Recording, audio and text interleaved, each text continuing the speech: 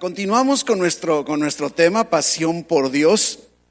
Este es el segundo, diríamos en realidad es el tercero. Los varones me hicieron favor el 1 de mayo que yo estaba fuera de la ciudad. Hablaron acerca de hombres apasionados en la Biblia y el miércoles pasado estuvimos hablando de ciertas características y cómo lograr encender el fuego de la pasión por Dios en nuestras vidas. Algo que quisiera enfatizarle, que es muy importante, es el hecho de que estos temas de este mes, aun y cuando está dirigido hacia la pasión por Dios, tienen un fundamento bíblico, doctrinal, que es lo que sostenemos en nuestra iglesia. Entonces yo le recomiendo, tráigase una libreta, invite a otros hermanos de la iglesia, porque es importante que conozcamos cuál es el fundamento bíblico, un fundamento bíblico, pero cuál es el enfoque de nuestro fundamento bíblico en San Pablo. Y algo que también me sugerían que les comentara, que me parece buena idea, es que como queda grabado, ustedes pueden gratuitamente después escúchelo y sígalo escuchando, como para que si tiene alguna duda, algo no le quedó claro, vuélvalo a escuchar o a ver, depende cómo lo prefiera, siga tomando notas, y si tiene dudas estamos para servirle, lógicamente, ¿no? El miércoles pasado estuvimos entonces hablando precisamente acerca de cómo la primera iglesia, aquellos primeros cristianos, vivían una vida apasionada. Yo no sé tú, pero cuando yo leo el libro de los Hechos, yo tengo una envidia santa. A mí me gustaría tener esa pasión a ese grado y que todos en la iglesia la tuviéramos en la forma en la que ahí sucedía. El hecho de que pueda haber un sermón y se conviertan 3,000 personas, y luego otro sermón y se conviertan 5,000. Este es algo increíble, ¿verdad? Que tenemos que darnos cuenta. Y algo que también ya hemos aprendido en otras ocasiones, que está muy relacionado con el poder de Dios, que es a través del Espíritu Santo, es que, ¿se acuerda que hemos dicho que en realidad la gracia de Dios en nuestra vida es una habilitación, ¿sí? Una habilitación para que tú y yo podamos movernos en lo sobrenatural. Eso es realmente el significado o el enfoque correcto de la gracia, ¿sí? No, somos habilitados para vivir bajo el poder del Espíritu Santo en lo sobrenatural. ¿Y cuál es el poder del Espíritu Santo? Precisamente es esa capacidad para poder movernos en lo sobrenatural. Así es que la gracia y el poder van ligados, van de la mano, son inseparables, no los podemos apartar uno de otro. Y vimos con toda claridad que el Espíritu Santo vino sobre de ellos en Pentecostés, y eso hizo la gran diferencia. ¿Se acuerda que dijimos? Como un Pedro que había negado a Jesús, como los discípulos que andaban escondidos por miedo a la muerte, a la persecución de los líderes religiosos de aquel entonces, y de la noche a la mañana se paran, dan la cara. Y vemos a un Pedro que en lugar de negarlo, un Pedro que está predicando y todavía con un arrojo, porque en su sermón, ahí en Hechos 2, usted lo puede ver, todavía les dice: ustedes lo mataron. O sea, arrojado, intrépido Pedro, bajo la dirección y el poder del Espíritu Santo. Eso es pasión. El que fueran ahí en Hechos capítulo 4, van al templo y ahí en la puerta de la Hermosa y van a las oraciones como acostumbraban a hacer, ¿se acuerda?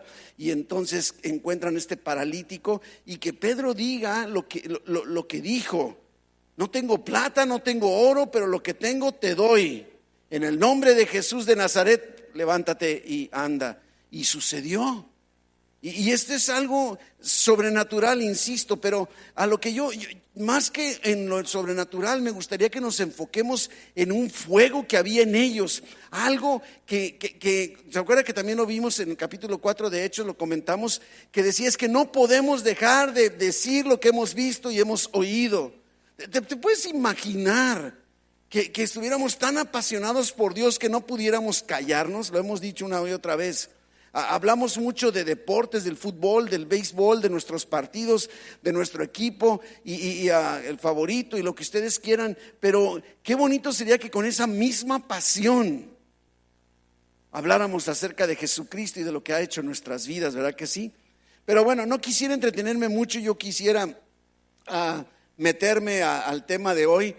Y en esos primeros cristianos apasionados en su fe y en su amor por Cristo, podríamos preguntar, bueno, ¿qué es lo que hicieron o qué estaban haciendo que les llevó a ese grado de apasionamiento? Y les di así como una introducción en el enfoque el miércoles pasado, y me refería al libro de los Hechos en el capítulo 2, versículo 42. Hay tanto en un solo versículo. Yo les recomiendo que en su casa lean del versículo 42 al versículo 47, pero el versículo 42 va a ser nuestra pauta para el tema de hoy, ¿sí? Una de las cosas, ¿qué le parece si lo leemos? Dice, y perseveraban en la doctrina de los apóstoles, en la comunión unos con otros, en el partimiento del pan y en las oraciones, ¿sí? Ahora, aquí lo que podemos notar es que no dice que oraban nada más. No dice que la doctrina de los apóstoles, no dice del partimiento del pan nada más. Está hablando de una palabra, perseverar. Perseverar, qué difícil es para nosotros perseverar.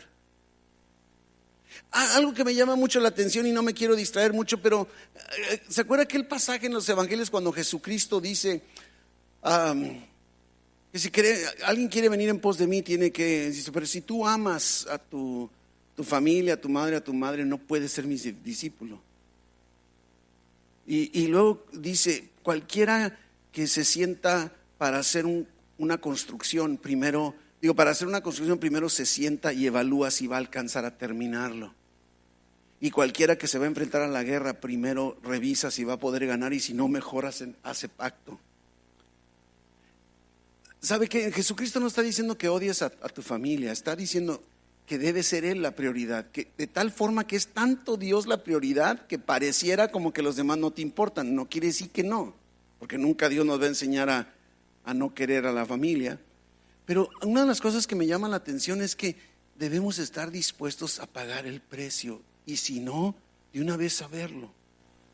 Vivir apasionados por Dios tiene un precio. Inclusive estoy desarrollando un tema acerca de ese pasaje, no me voy a meter más, en su momento lo compartiré, pero este es bien importante. Ellos perseveraban, no era, pues ya vinimos este miércoles y luego, el otro miércoles, otra vez el pastor igual, no pueden poner a alguien más. O ese tema como que ya me lo sé. O a orar, aquí todo perseveraban. Algunos varones, nos reunimos todos los martes a las 7 de la mañana los varones, y algunos vienen y de repente ya no vienen, no perseveramos, no perseveran. Y después nos quejamos. Otra vez, no estoy hablando más que de eso, ¿verdad? Pero ellos perseveraban, y perseverar es un verbo intenso, profundo, en donde precisamente no daban tregua, no daban margen a nada. Ahora, aquí hay 4 características indispensables sobre las cuales ellos perseveraban. 4 características. Si tú y yo tomamos al menos estas, no son las únicas, pero al menos estas 4 características, estaremos entonces desarrollando esa pasión por Dios, ese fuego en nuestro corazón, ¿sí? Perseveraban en la doctrina de los apóstoles, en la comunión unos con otros, en el partimiento del pan y en las oraciones, ¿verdad que sí? Es que vamos viendo la primera. Dice, perseveraban en la doctrina de los apóstoles. ¿Cuál era la doctrina de los apóstoles en ese entonces? La Biblia, la enseñanza, ¿sí? A eso se está refiriendo, se refiere a la palabra de Dios, a la enseñanza de la palabra de Dios, el que seamos ministrados con la palabra de Dios. Ellos no tenían una actitud superficial hacia la Biblia, no era pues, ya leí el salmo de hoy. No, ellos perseveraban, estudiaban y aplicaban lo aprendido a su diario vivir. Mi hermano, cuando tú y yo empezamos a descubrir lo que Dios puede hacer a través de nosotros, de un corazón encendido, entonces queremos meternos a la palabra de Dios para estar más habilitados, para poder ser más efectivos con lo que Él quiere hacer a través nuestro. Eso era lo que estaba sucediendo. Y mientras más profundo sea nuestro conocimiento de la palabra de Dios, va a haber una mayor estabilidad en nuestra vida cristiana. ¿Cuántas veces andamos dando tumbos desanimados porque no conocemos la palabra? Porque no conocemos lo que la Biblia, no nos dimos el tiempo perseverando para que en la mañana Dios nos hablara. Y entonces ya para mediodía es como cuando sales bien desayunado, pero a media mañana ya estás así como que quieres un taquito. Igual con la palabra, tomaste nada más un versículo devocional rápido en la madrugada o en la mañana, si bien le fue a Dios, y a media tarde o a media mañana ya estás muerto de hambre espiritualmente. Y entonces, ¿cómo estás? Bendecido. Y no hay pasión en nuestro corazón. No hay pasión. Tenemos que comprender esto. Decía el autor Alan Redpath, decía: la salvación de un alma es el milagro de un instante. ¿Cuánto se requiere para recibir a Cristo y tener la salvación? Un instante. Decido, recibo, Jesús, ven a mi corazón. Dice: pero el forjado de un hombre o una mujer de Dios es una tarea de toda la vida. Es una tarea de toda la vida. Y es a través de la Biblia. Y algo que tenemos que comprender: Dios nunca anda en la carrera.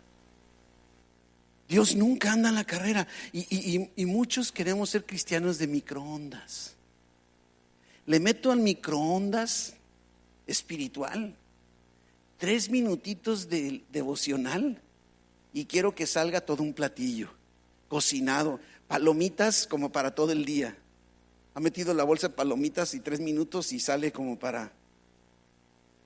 Ese es el punto, ¿no?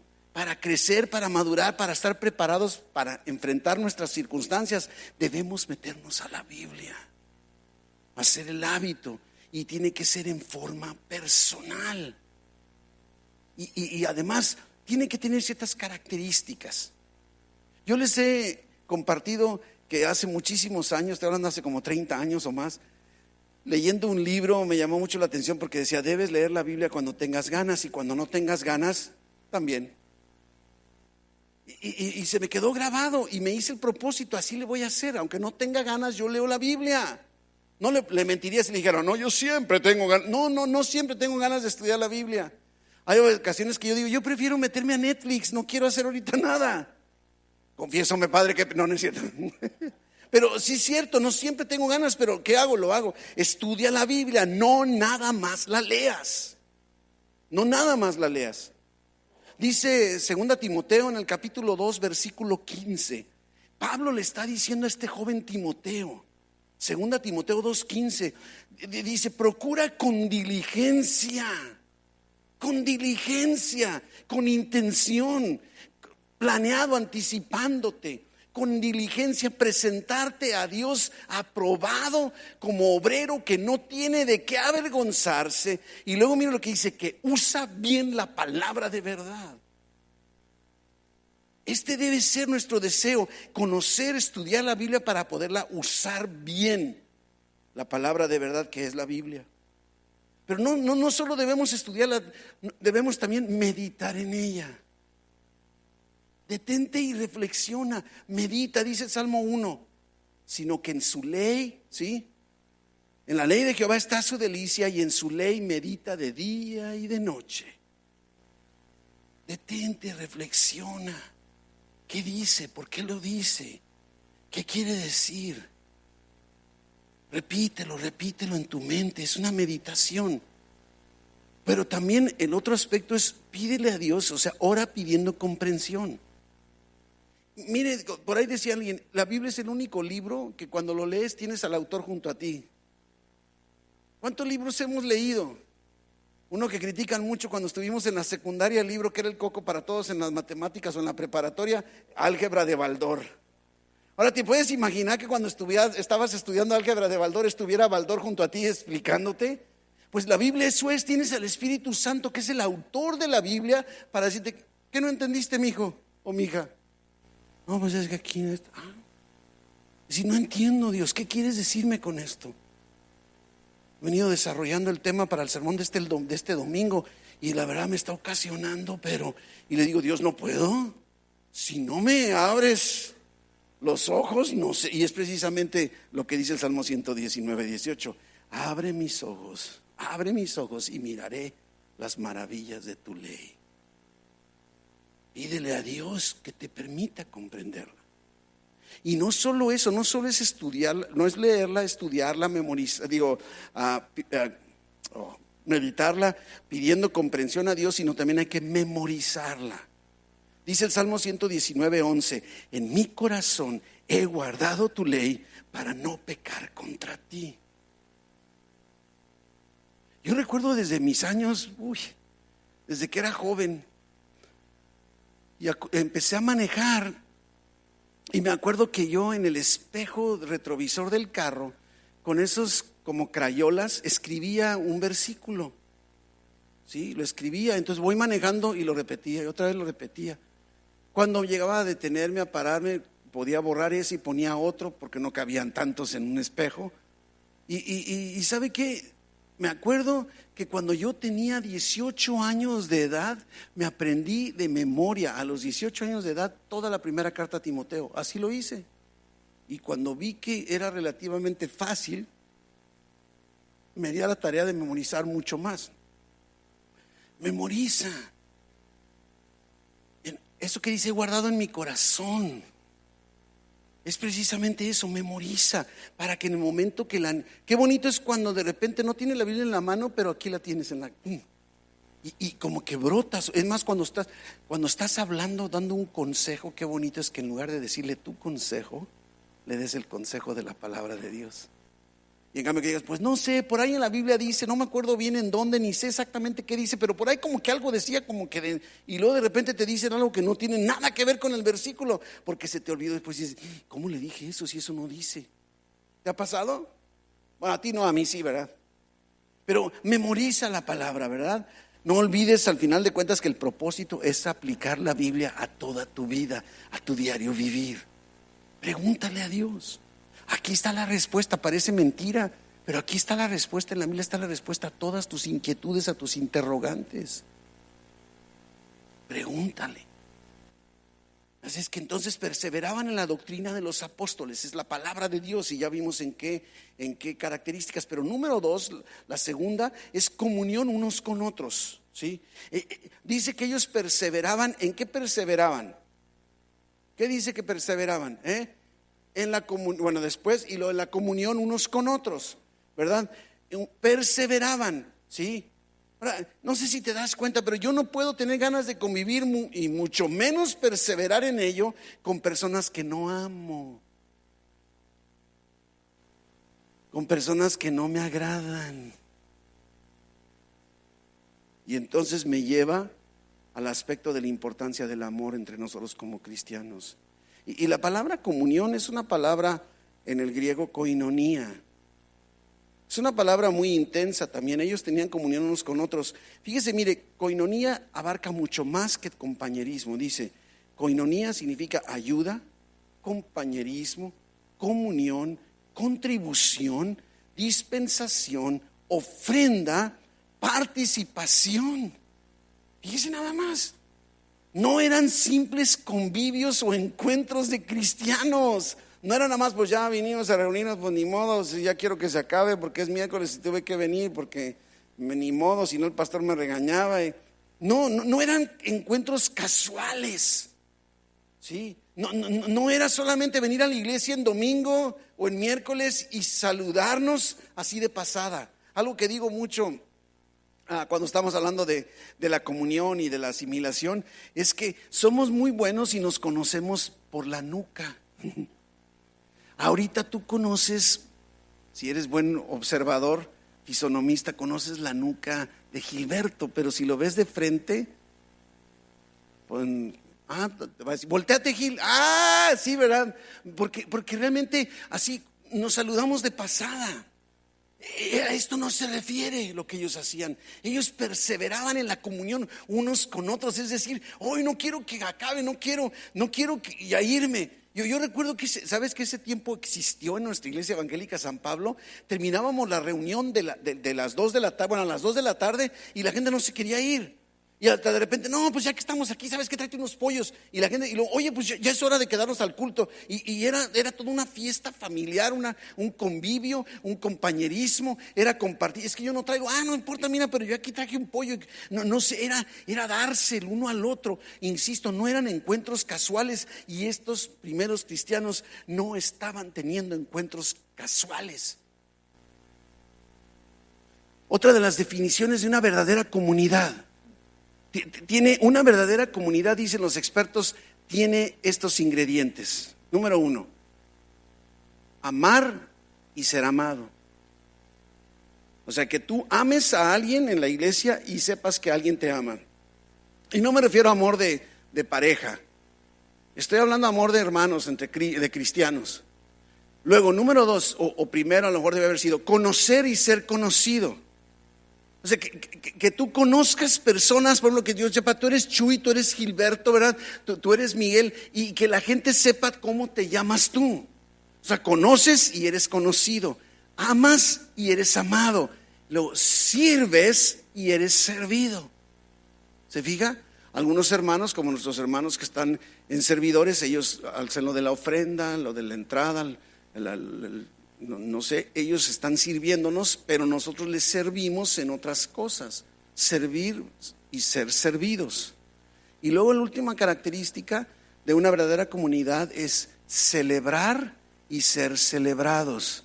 Y me refiero a celebrar el hecho de poder llegar y decir, ¿sabes qué? Oye, qué buena onda, me encanta, Marcos, que aquí estás todos los domingos a tiempo junto con tu esposa y sirviendo. Eso es celebrar, o sea, reconocer los aciertos, las características, las actitudes de los demás y que los demás también te las reconozcan. A eso me refiero con celebrar. Es que es conocer y ser conocidos, amar y ser amados, a servir y ser servidos y celebrar y ser celebrados.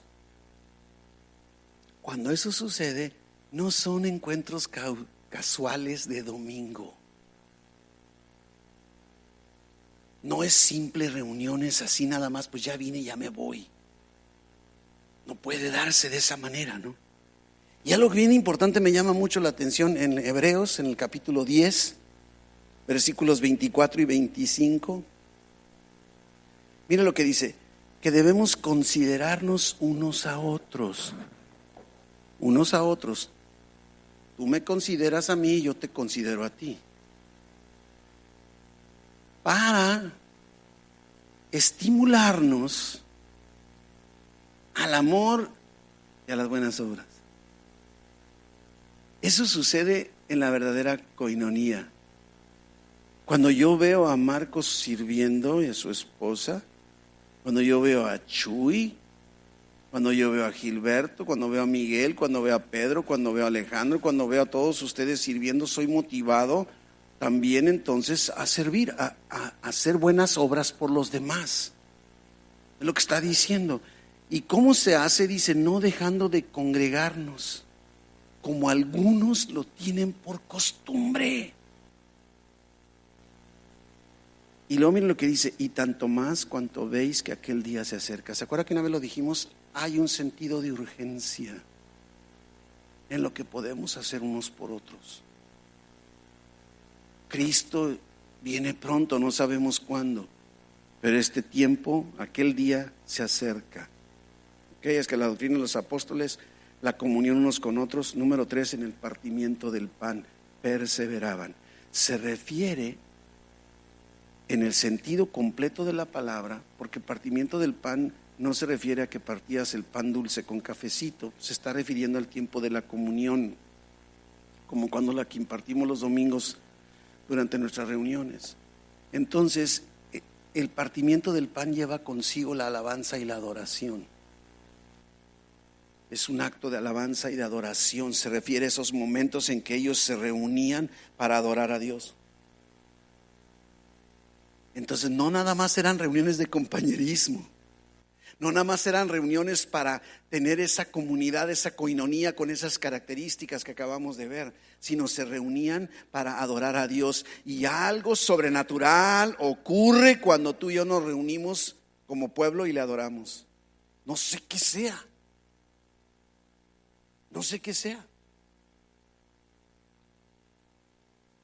Me ha tocado estar, después de estar en reuniones de nuestra iglesia y de repente ver la repetición para evaluar algunos aspectos del programa.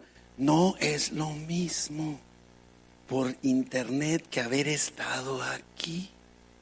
Algo sobrenatural sucede cuando tú y yo nos juntamos para alabar, y la verdadera alabanza y adoración es mucho más que cantarle a Dios.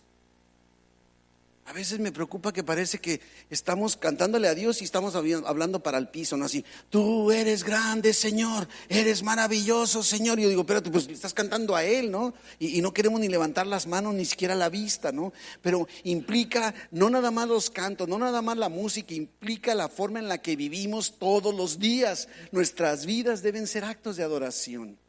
Ellos perseveraban. En realidad, cantarle a Dios es una manifestación externa de algo que está aquí adentro. Las reuniones dominicales y de los miércoles y toda reunión deberían ser reuniones en donde venimos a glorificar a Dios por lo que estuvo haciendo con nosotros toda la semana. Es realmente a lo que deberíamos venir. Hebreos 13, versículo 15 nos dice: así que ofrezcamos siempre a Dios, por medio de Él, sacrificio de alabanza, aunque no tengas ganas. Es decir, por si no sabes a qué se refiere la alabanza, fruto de labios que confiesen su nombre. Y de hacer bien y de la ayuda mutua no os olvidéis, porque de tales sacrificios se agrada a Dios. Se fijan, la alabanza y la adoración a Dios es toda nuestra vida, no nada más el domingo, no nada más en nuestras reuniones. Pero ellos perseveraban. Y número 4 dice que perseveraban en las oraciones. La oración. Aquellos primeros cristianos no hacían ni decidían absolutamente nada si no oraban primero. Y entonces, ¿qué hacían cuando enfrentaban situaciones difíciles? ¿Alguna queja, alguna marcha, alguna protesta? No. ¿Un embargo comercial? ¿Un boicot en contra del Imperio Romano? No. ¿Algunos bloqueos? No. Ellos oraban. Ellos oraban. Y mi hermano, ¿cuántas veces reaccionamos tú y hacemos todo menos orar? Y hasta tenemos un dicho así los cristianos: bueno, ya no me queda más que orar. Cuando debió haber sido nuestra primera instancia, nuestro primer paso. Es esencial, mis hermanos, que comprendamos lo necesario, lo indispensable de la oración en nuestra vida diaria. No estamos apasionados por Dios porque no estamos en oración. ¿Cómo podemos estar apasionados por un Dios con el que no nos comunicamos? Esto es fundamental. Ahora, lógicamente decimos, ¿por qué no oramos? Porque a veces pareciera como que nada sucede. ¿Verdad que sí? Dices, no, pues ¿para qué? Si de todas maneras, por más que le he estado diciendo, ya pues no pasa nada. Pero la oración debe ser un acto natural de todo creyente. Es como el respirar. Debe salir natural. Así lo describe la Biblia: sin cesar, constante, en una forma continua. Donde quiera que vayamos y por todo lo que suceda, debemos estar orando. Debemos estar orando. Como les decía, es que la oración debe ser como un respirar. Y tendemos tristemente a dejar la oración como el último recurso. Siempre recurrimos a nuestros planes y dejamos, ¿sí?, el plan B. Busco a Dios cuando no me quedó otro. Ahora, en el capítulo 12 del libro de los Hechos, váyase a Hechos 12, versículo 1, Hechos 12, 1, encontramos rápidamente 5 principios para una oración efectiva. Ya vimos algunas características de cómo debe ser nuestro estudio bíblico. Ya vimos cómo debe ser el congregarnos unos con otros.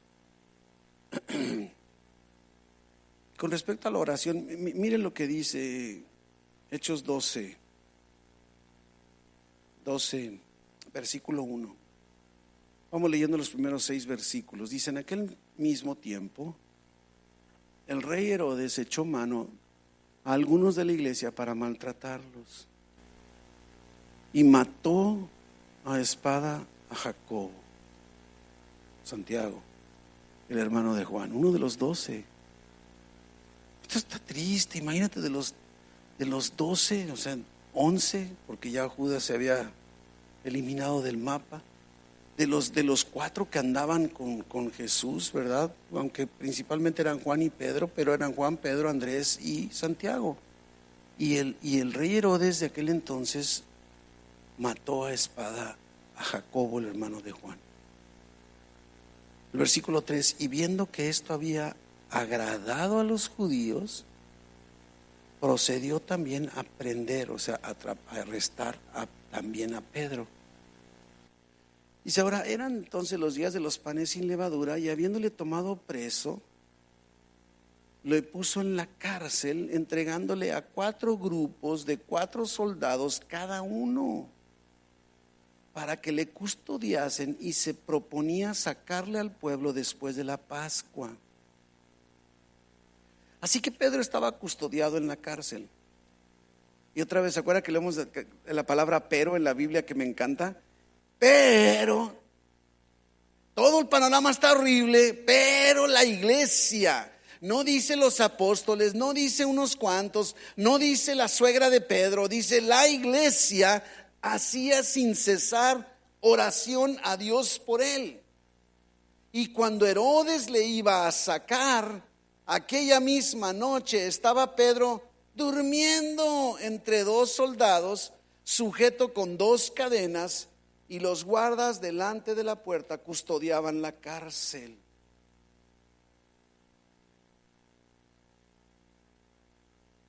La iglesia está en una situación difícil. Uno de sus grandes líderes ha sido ejecutado y el otro está en prisión. Y si Dios no interviene, no hay forma de resolver el asunto. Pedro está bien custodiado. No hay poder humano que pueda sacarlo de la prisión. Y ellos oraron. Aunque todas las puertas de la prisión estaban cerradas, la puerta de Dios estaba abierta, como siempre lo está para ti y para mí. Y aunque tus circunstancias parezca que no hay solución, Dios tiene la respuesta a tu necesidad, cualquiera que sea. Ahora, al principio de este capítulo, por lo que acabamos de ver, Herodes está persiguiendo a la iglesia y ejecutó a Santiago, el hermano de Juan, y encarceló a Pedro. Ahora, algo que me llama mucho la atención es que Pedro ya había estado en la cárcel, ¿sí? Ahí en el capítulo 5 usted lo puede leer con calma. Y un ángel abrió las puertas de la cárcel en la noche y lo sacó. Entonces yo me imagino que Herodes habría dicho, este se va a volver a fugar. Entonces 16 soldados para cuidar a uno y además con cadenas. ¿No te parece exagerado? O sea, que necesites 16 personas, ni que fuera Goliat, o digo, que fuera Sansón o Superman o de los superhéroes ahora, de los Avengers, ¿verdad? No, me doy a entender, 16 soldados cuidando a Pedro y además amarrado con cadenas. Y no nada más estaban, 2 soldados estaban ahí, así como ni muevas nada porque te cacho. Ha de haber dicho Herodes, si me descuido se me pela igual. Si ya se fue una vez, ¿por qué no? Sí, es como el que acaban de enjuiciar al otro lado que se escapó, ¿no? ¿Cómo se llama? El Chapo, ¿sí? Pedro el Chapo. Y lo amarraron, ¿verdad? Humanamente era imposible que Pedro pudiera escaparse. Era una situación imposible. ¿Sabes qué me he dado cuenta con Dios? Le gustan las situaciones imposibles. Porque es el momento en el que cuando venga la respuesta nunca podrás decir que no fue Él. Y a veces tenemos que llegar a ese grado, y nosotros por nuestra actitud de indiferencia, de apatía, de incredulidad, medio que nos obligamos a llegar a ese punto en donde no le dejes nada más a Dios más que diga, ándele pues, haz lo que quieras, y cuando te des cuenta que no puedes, vienes conmigo para que veas que soy poderoso. Pero aquí está, ¿sí? ¿Y qué hizo la iglesia ante esta situación imposible? ¿Sí? La iglesia está orando sin cesar. No paran de orar. No paran de orar. La iglesia, como le dije hace rato, pudo haber hecho muchas cosas. Pudieron haber una protesta, pudieron haber atacado la prisión, a lo mejor, ¿no? O enviar cartas al rey Herodes para solicitar un pliego petitorio con vamos a recolectar firmas, ¿verdad? Pero ellos reconocieron el poder de la oración. Mi hermano, aunque todas las puertas de la cárcel estaban cerradas, quedaba una puerta abierta y era la puerta a la presencia de Dios. Lo mismo tenemos tú y yo. Y encontramos características en la forma de orar de esta iglesia, 5 características que quiero compartir y terminamos. Número 1, parece mentira, puede parecer, no mentira, pero puede parecer absurdo decir, claro, pastor, pero debemos orar a Dios. Ellos oraban a Dios. Ahora déjame decirte por qué, ¿verdad? A veces nos enfocamos en las circunstancias y no en Dios. El enfoque es Dios. Pedro en la cárcel, qué triste, qué injusticia, pobrecito, está sufriendo. La iglesia orando. Hay una gran diferencia entre un deseo y una oración. La oración se le dirige a Dios porque el deseo me lo habla a mí mismo, pero la oración debe ser a Dios. Ahora suena lógico, pero no siempre le oramos a Dios. No siempre. Porque todo el mundo decimos, no, si yo oro. Inclusive en los tiempos antiguos, las culturas, los mayas, los incas, los budistas, todos dicen que oran. Y oran no a Dios. ¿Sí? Nuestra sociedad misma. ¿Cómo así? Ay, Diosito Santo, Diosito Santo, Diosito Santo. Tienden a hacer oraciones como rezos, palabras repetidas como si fueran fórmulas mágicas, rituales, costumbres, amuletos, cadenas de oración. Si mandas esto a 7 más, la bendición se te cumplirá. ¿Cómo no? Claro que sí, ¿verdad? Pídele a Dios la bendición, no le pidas a 7 gentes que te bendigan, porque eso no resulta. Muchos oran sin tener a Dios en la mente. Y entonces no es a Dios a quien están orando. No es a Dios. Inclusive algunos tienen un enfoque equivocado de Dios. Lo hemos dicho muchas veces, algunos ven a Dios como Santa Claus, ¿no? Aquí te traigo la lista de mis peticiones, Dios, es más, te la dejo, ni para qué tomo tiempo platicando contigo, te la dejo por escrito, ¿no? Aquí. Otros inclusive ven a Dios como si fuera un mayordomo o un empleado y le damos órdenes. Ese es lo malo de no saber lo que significa una declaración. En muchas ocasiones declaro sanidad y Dios dice, ¿qué? ¿Me estás dando órdenes o qué? Es bien importante que no perdamos de vista esto. Una cosa es que yo desee y busque y pida la sanidad de una persona creyendo en que Dios tiene poder para hacerlo, y otra cosa es que parezca que le estoy dando órdenes a Dios, porque Dios no va a recibir mis órdenes. Otros ven a Dios como la máquina que tenemos aquí abajo de Coca-Colas. Le echan una moneda, con solo picar un botón, Dios va a responder. Ya, es que vine en la mañana y leí un salmo, un versículo, y ahora tú me tienes que contestar. Vienen a Dios como si trajeran una lista del mercado. Otros, insisto, piensan que a través de fórmulas mágicas, o que es que lee el Salmo 91 y verás cómo funciona, ¿verdad? Como si obligaran a Dios a responder. Estamos orándole a Dios y la mayoría del tiempo nos olvidamos de Dios, envueltos en nosotros mismos, y cuando viene la necesidad, ahora sí empezamos pero aún así no tenemos a Dios en nuestra mente. No lo tenemos en nuestra mente. ¿Se acuerda ahí en Lucas 18 que encontramos a 2 hombres que van a orar? Y habla de que un fariseo dice que oraba consigo mismo. Me llama la atención porque no dice que le oraba a Dios. Ahí está en Lucas 18. Y dice que oraba consigo mismo. Dice que puesto en pie, ¿sí? Y de esta manera. Parece que está diciéndose así, no tanto a Dios. Dios, te doy gracias porque no soy como los otros hombres. Soy lo máximo. Ladrones, injustos, adúlteros, ni aun como este publicano que tengo a mi lado. Es más, Dios, yo ayuno 2 veces a la semana, doy diezmos de todo lo que gano. Pero el publicano, estando lejos, no quería ni aún alzar los ojos al cielo, sino que se golpeaba el pecho diciendo, Dios, sé propicio a mi pecador. Y dice Jesús: os digo que el publicano, descendió a su casa justificado antes que el otro. Porque cualquiera que se enaltece será humillado, y el que se humilla será enaltecido. Al fariseo no le importaba a Dios. En realidad no le está hablando a Dios. Él está queriendo en sus propios medios, méritos. Y este es el primer principio de la oración: reconocer con quién estamos hablando. Dios es nuestro creador y merece toda nuestra reverencia. Toda nuestra reverencia. Debemos recordar que es crucial, es fundamental que entendamos que nuestra meta es alinear nuestra voluntad a la voluntad de Dios.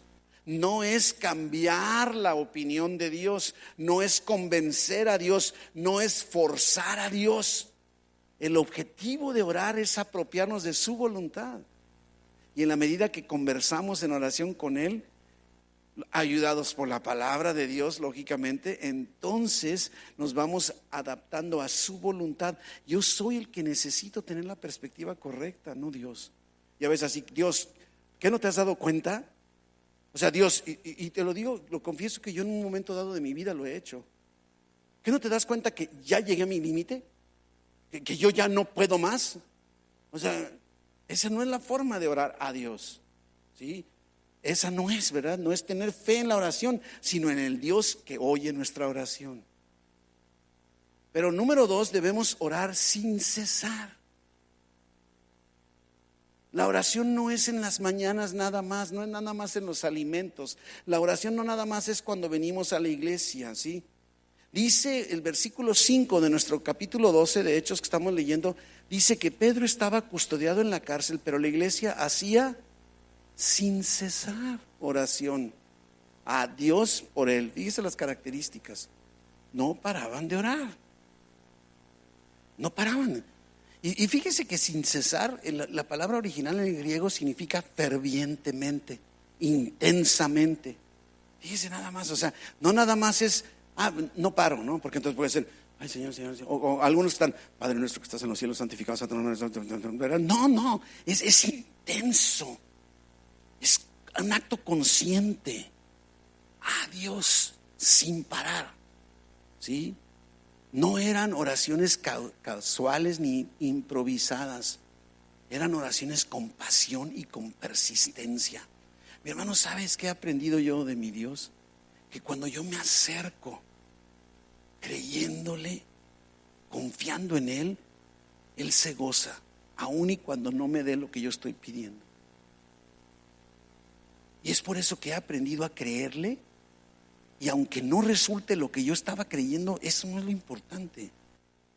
Dice Hebreos 11:6: sin fe es imposible agradar a Dios, y es necesario que el que se acerca a Dios crea que Dios existe y que es galardonador, premiador de los que le temen.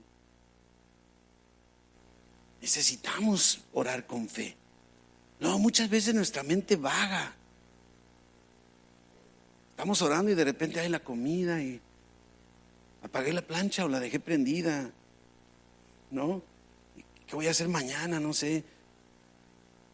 ¿No te ha pasado que estás en un grupo de oración, así de repente estás orando y abres los ojos y los demás te cachan y te vuelves a agarrar? Pero nos mueven las emociones, el cansancio, el ánimo, el deseo. Pero ellos reconocen, estos primeros cristianos, la urgencia de la situación. Es más, lo más seguro es que llevaban horas orando. Pudiera ser que a lo mejor varios días. No pueden ser muchos días o semanas, porque estaba esperando Herodes nada más el fin de las fiestas. Pero tú y yo andamos tan a las carreras ocupados que hemos perdido o nunca hemos adquirido el hábito de la oración. Nos cuesta trabajo. Ayer martes en la mañana estábamos orando y uno de los varones que viene los martes empezó a orar y siempre estoy controlando el tiempo porque les he prometido de 7 a 8 para que se vayan a trabajar. Váyanse a trabajar, por favor. Y entonces de repente este hermano 5 minutos y seguía orando, y luego 10, y luego 15, y luego 20. Y yo decía: ¿y a qué horas vamos a orar los demás? Se consumió toda la hora orando. Y luego todavía termina diciendo: Dios, y perdóname porque ya no le di tiempo al pastor de orar. En el nombre de Jesús, amén. Y yo dije: qué suave, porque cuando empezaba ese varón, no que no oraba, no antes, pero en esas reuniones que estamos teniendo los martes, tenían poca participación. Pero ayer se pasó, se voló la barda. Le dije: te aventaste un jonrón, le dije. Pero es eso, ¿me entiendes? De alguna manera, no debemos orar a la ligera, ¿sí? Sino con un objetivo, ¿verdad? No andes a las carreras, date tiempo, desarrolla el hábito de la oración. Pero no solo entonces debe ser así a Dios y sin cesar, sino número 3, puestos de acuerdo. Mi hermano, no tienes idea, el Evangelio dice que si 2 o más nos ponemos de acuerdo en el nombre de Jesús, de cualquier cosa que pidamos, Dios escucha. Hay poder en la oración de 2 o más. Dice el versículo 5 que estábamos leyendo: está Pedro custodiado en la cárcel, ¿verdad? Pero la iglesia hacía sin cesar. Es la iglesia la que está orando. No era, como les decía, no era la esposa de Pedro nada más. No era la suegra de Pedro. No eran a lo mejor sus hijos, si es que tenía, o sus amigos, sus grandes cuates. Era la iglesia la que estaba orando. Mi hermano, hemos estado experimentando en nuestra iglesia San Pablo grandes milagros de sanidad, porque nos hemos puesto de acuerdo. Hemos visto milagros como en esta niña Amanda. Un milagro sucedió. Yo he estado pidiendo que estemos orando por mi hermana Nora Mellado, y ¿sabe qué? Los médicos anunciaron que aquello que estaba diagnosticado no es exactamente, es mucho menos, es algo menos complicado de resolverse. Y yo estoy seguro, ¿por qué? Porque hay poder en 2 o más puestos de acuerdo en oración en el nombre de Jesús. Hay algo que se desarrolla. Tenemos que aprovecharlo. La iglesia oraba. La iglesia oraba. Por cierto, el pasaje que le decía del Evangelio, que 2 o más puestos de acuerdo, está en Mateo 18, por si lo quiere por sus notas, Mateo 18, 19. El poder de Dios, de 2 puestos de acuerdo. Pero el principio número 4, debemos orar reconociendo cuál es mi parte y cuál es la parte de Dios. A veces estamos esperando que Dios haga lo que nos toca a nosotros, y nosotros queremos hacer lo que le toca a Dios. Mira lo que dice ahora el versículo 6, Hechos 12, 6. Dice que cuando Herodes le iba a sacar, aquella misma noche estaba Pedro durmiendo entre 2 soldados, sujeto con 2 cadenas, y los guardas, diríamos los otros 14 guardas, ¿verdad?, delante de la puerta custodiaban la cárcel. Pero ¿sabes qué me llama la atención? ¿Qué está haciendo Pedro? Dormido. Pudo haber estado: ay, Señor, ¿y ahora qué voy a hacer? O sea, a Pedro no le tocaba eso. A lo mejor estaba: ¿cómo le haré? Un túnel, ¿verdad? Como el Chapo, un túnel por aquí, o unos cuates que me... O sea, no, Pedro ha dicho: ¿sabes qué? Este es asunto de Dios. Yo hago lo que a mí me toca, es creerle en este momento. Todo se ve imposible, yo me duermo. Algo que me llama la atención: la iglesia no duerme, están orando sin cesar, y Pedro está dormidito. Eso es como, ¿se acuerdan que dice Filipenses 4 versículo 6? Dice: por nada estés afanoso, por nada estés angustiado. En vez de eso dice que sean notorias todas tus peticiones delante de Dios con acción en todo ruego, ¿verdad? Con acción de gracias. Y dice: y la paz de Dios, que sobrepasa todo entendimiento, guardará tu mente y tu corazón en Cristo Jesús. Eso es lo que está haciendo Pedro. Sabe, no está negando, decir: no estoy en la cárcel, no estoy en la cárcel. No, sí estoy en la cárcel, pero tengo un Dios más grande que la cárcel, y si me sacó una vez, me va a volver a sacar. ¿Se acuerda también que vimos un tema así, un sermón? Si lo ha hecho una vez, lo volverá a hacer. Pedro ya había probado los milagros, y ¿sabes qué? Mandó un ángel, abrió. Ahora, ¿qué irás a hacer ahora, Dios? No sé, está dormido, la iglesia está orando. Yo creo que es el único cristiano que esa noche estaba durmiendo. Todos los demás estaban orando. ¿Se acuerda el Salmo? En paz me acostaré, Salmo 4:8, y asimismo dormiré, porque solo tú, Jehová, me harás estar confiado. Y digo, después de todo, habían asesinado a Santiago. Pudo haber dicho: ay, en cualquier momento, mejor no me duermo, no vaya a ser que ahorita vengan también con la espada y me corten la cabeza. Pedro estaba programado para ser ejecutado al día siguiente. ¿Por qué estás dormido, Pedro? ¿Qué le dirías tú a Pedro si tú estuvieras con él en la cárcel? No, oye, qué conchudo eres, estás viendo que la iglesia está orando por ti, ni ha dormido y tú te duermes, que no ves la seriedad del asunto. Sí, por eso precisamente es que estoy tranquilo. Versículo 7. Mire. Y aquí que se presentó.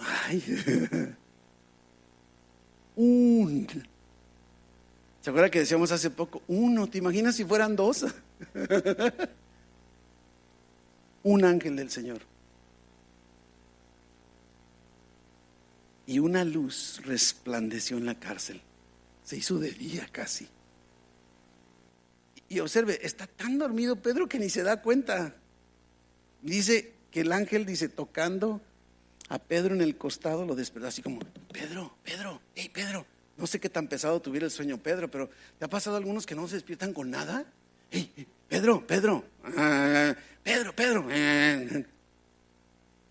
No sé si después me regañe mi esposa cuando vea porque nos está viendo ahorita, pero a mi esposa la tengo que despertar a distancia, porque mi esposa se asusta cuando está dormida. Entonces si llego y le digo: vida, me suelta un trancazo, no sabe ni quién es su reacción. Entonces tengo que decir: Mena. ¿Te imaginas a Pedro como Marielena? Que de repente, órale, un trancazo al ángel, ¿no? Pero el ángel lo tuvo que despertar y todavía le dice: levántate pronto. Porque me imagino que la mujer así, pronto. Fíjese, el ángel así como: oye Pedro, ¿qué no te das cuenta?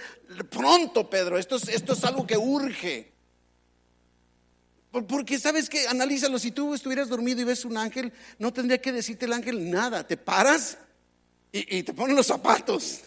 Así: vienes por mí otra vez, como la otra vez, ya me voy, ¿verdad? Levántate pronto. Ahora, mire otra vez, mire la parte de Dios y la parte de Pedro. Y las cadenas se le cayeron de las manos hasta que Pedro se levantó. Si Pedro se hubiera quedado acostado, las cadenas ahí se hubieran quedado. Imagínate así: no, Señor, estas cadenas que me lastiman y no sé por qué me tienes aquí. Levántate. No, pero mira, no, se fija la parte de Dios y la parte de Pedro. Mi hermano, hay algo que tú y yo tenemos que hacer y otra cosa que hace Dios. Y todavía el ángel le dice: cíñete, o sea, fájate, ponte la chamarra. Ya pudo haber dicho Pedro: oye, pues si eres el ángel, pónmela, que acá nomás truenan los dedos y ya voy a tener puesto todo, ¿no? Átate las sandalias, o sea, abróchate los zapatos. O sea, igual pudo Pedro: oye, no, pues ya estás aquí, haz el trabajo completo. A Pedro le tocaba abrocharse los zapatos, al ángel le tocaba sacarlo. A ti te toca abrocharte los zapatos y a Dios liberarte de tus circunstancias. No quieras que Dios te abroche los zapatos. Esto es bien importante. Y lo hizo así. Y todavía sigue dando instrucciones el ángel. Le dijo: envuélvete en tu manto y sígueme. Y puede decir: no, pues, llévame, ¿no? Cárgame, pues no eres un ángel. Es que a veces así queremos. Si de veras eres Dios, ¿verdad? No nos esperamos tanto de Dios. Y saliendo, ahí va el ángel. ¿Y dónde está Pedro? Le va siguiendo. Ahora, ¿sabe qué me sorprende? La forma en la que Dios libera a Pedro en Hechos 5 es en una forma muy diferente en la que lo libera en Hechos 12. Y a veces queremos que Dios lo hizo de una manera y lo haga exactamente igual. Y no siempre es así.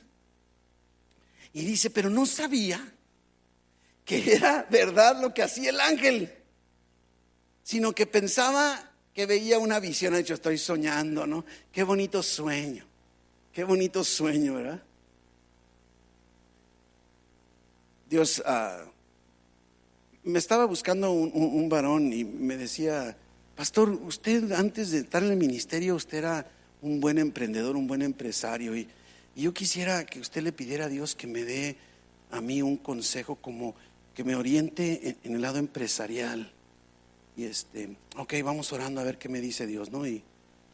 Y como a la semana lo volví a ver y ya le dije: mira, ¿sabes qué? Siento así, acá en este negocio aquí. Hoy, déjeme investigar y todo, ¿no? Y precisamente hace como 2 días yo estaba soñando, y eso fue un sueño, que de repente yo llegaba a un lugar y había un negocio justo como el que yo le había dicho, y yo en mi mente dije, ya no le va a servir a este hermano la novedad de lo que le estaba sugiriendo, ¿no? Y cuando me desperté dije, ay, qué bueno que era un sueño. Versículo 10 dice que habiendo pasado la primera y la segunda guardia, llegaron a la puerta de hierro que daba a la ciudad. Yo me pregunto, ¿y los 16 soldados? O sea, no deberían poderse dormir, porque si se dormían, era muerte para ellos. No sé, no nos dice nada. Y la cual se les abrió por sí misma. Se fija otra vez, Pedro no abre la puerta. Ahí sí, Dios le abre la puerta. Hay cosas de Dios, hay cosas mías. Y salidos pasaron una calle. Y luego me dice, y luego el ángel se apartó de él. Ahora imagínate así, ¿ahora qué hago? Se fue el angelito. ¿Dónde está? Ya no puedo qué hacer. ¿Qué hago, no? Entonces Pedro, versículo 11, volviendo en sí, dijo, ahora entiendo, ya caigo. Verdaderamente que el Señor ha enviado su ángel. Hasta ahorita, Pedro, ¿no te ha pasado que a veces Dios ha intervenido de tal forma y tú te das cuenta cuando ya pasó? ¿Verdad que sí?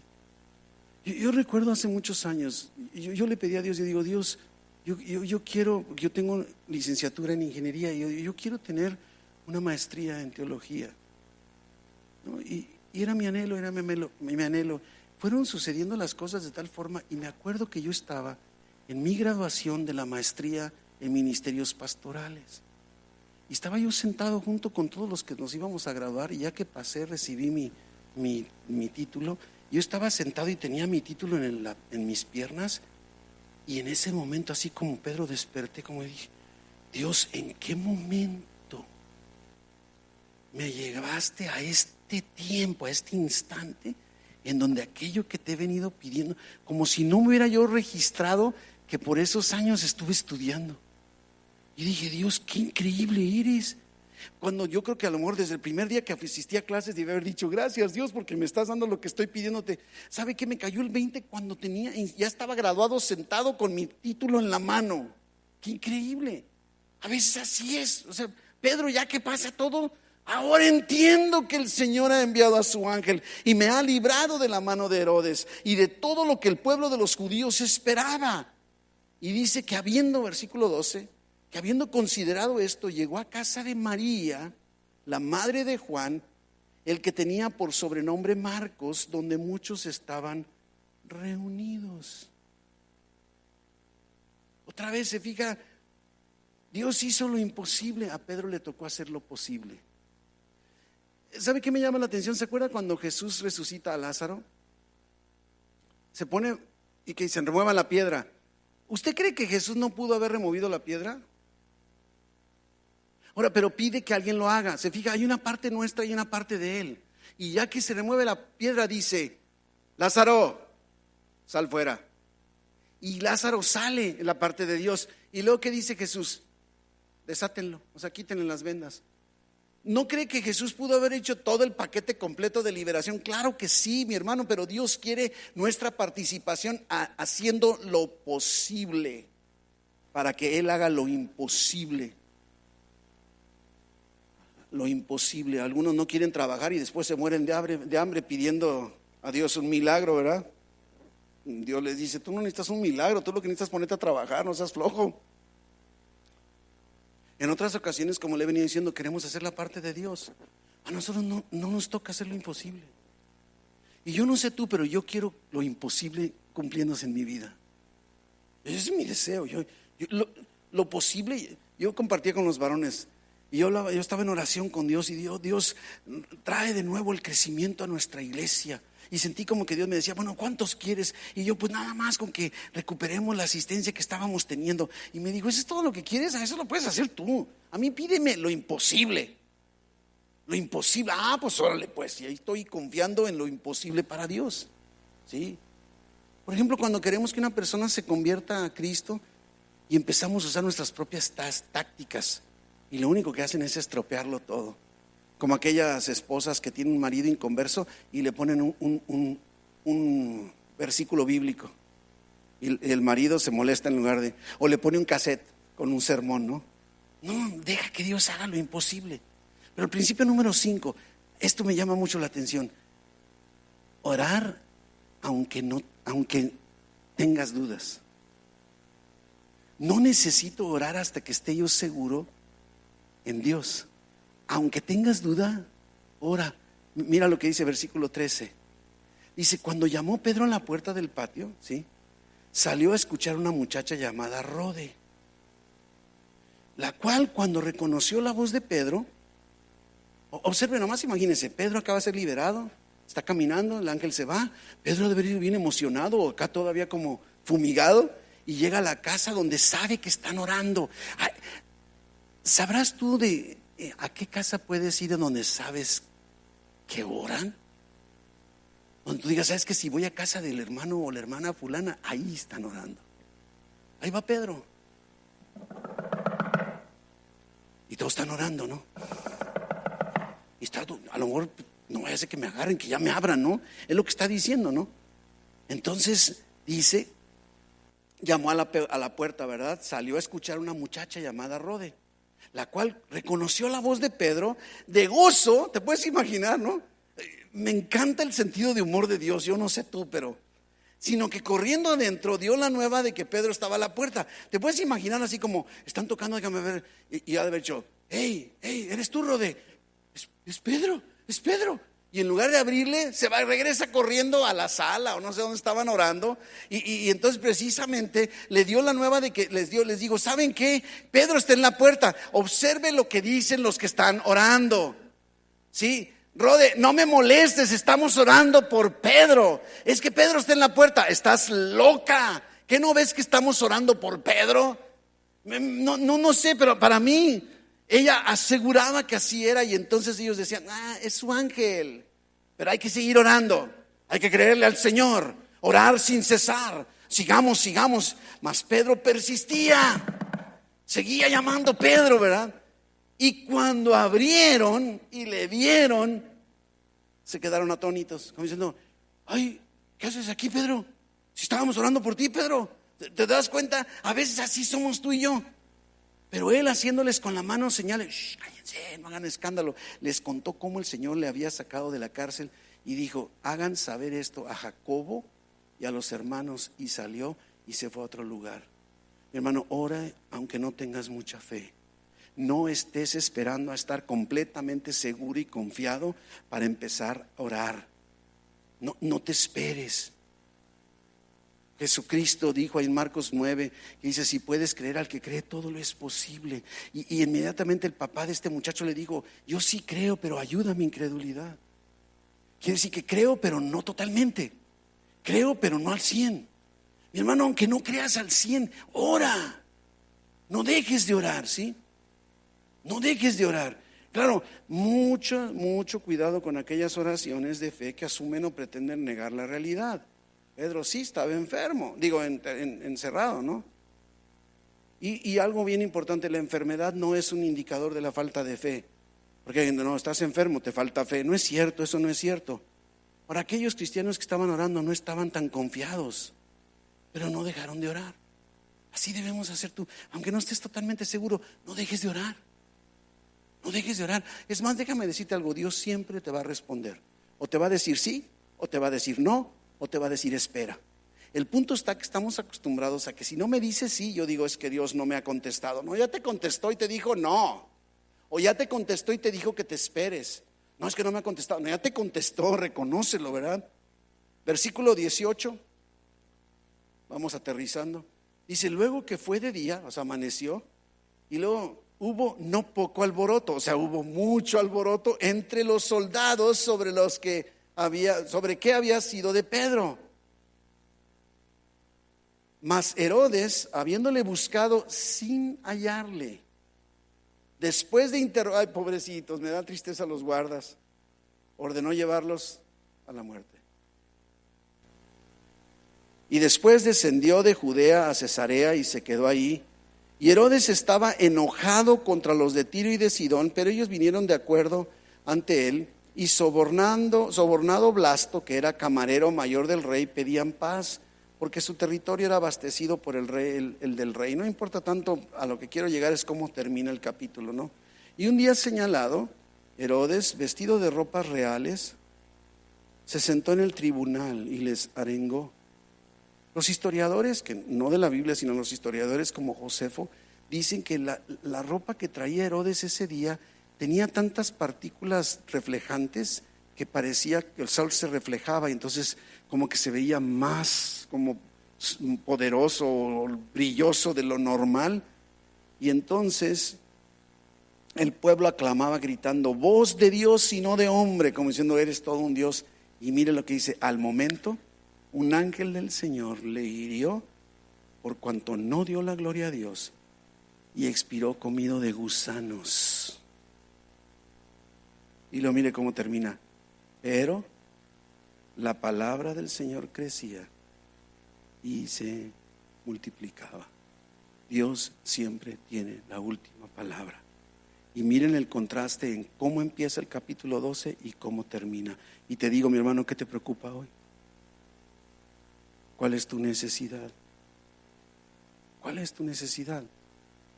Uno de los versículos que mi abuelo, a cada vez que me veía, sobre todo cuando me veía cabizbajo, me decía: hijito, 1 Pedro 5:6, y dice: humillaos pues bajo la poderosa mano de Dios, para que Él os exalte cuando fuere tiempo.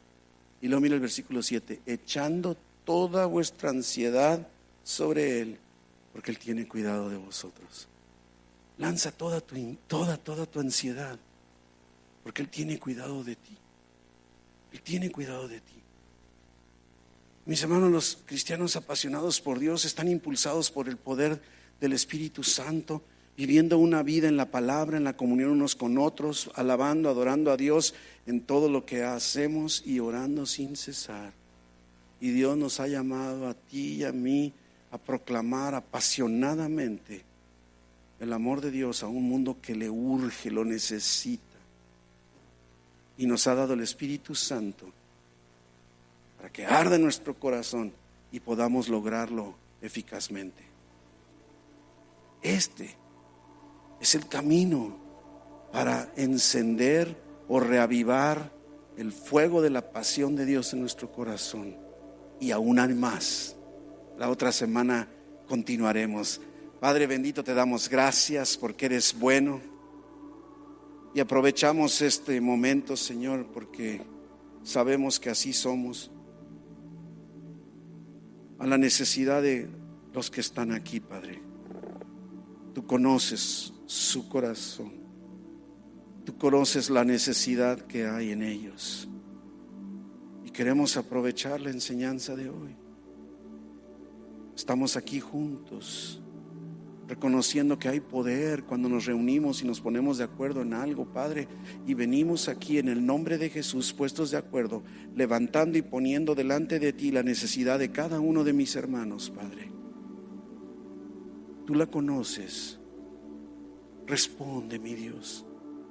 Permíteles comprender por qué están pasando por esto y cuál es el camino a seguir.